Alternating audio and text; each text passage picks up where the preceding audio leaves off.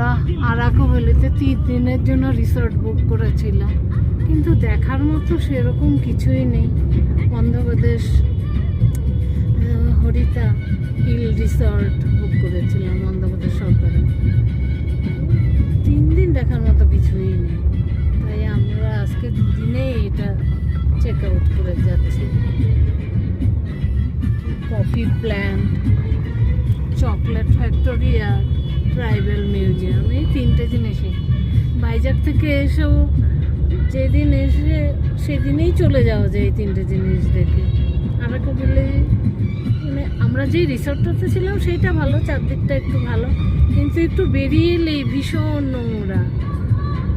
সেই পাহাড়ি জায়গাগুলো যেমন থাকে, দার্জিলিংয়ে যেমন 1 সপ্তাহ কাটিয়ে দেওয়া যায়, কিন্তু এইখানে আরাকু ভ্যালিতে কিছুই নেই সেরকম দেখা। তাই আমরা 2 দিন থেকেই চলে যাচ্ছি, 1 দিন থাকলেও হয়ে যেত।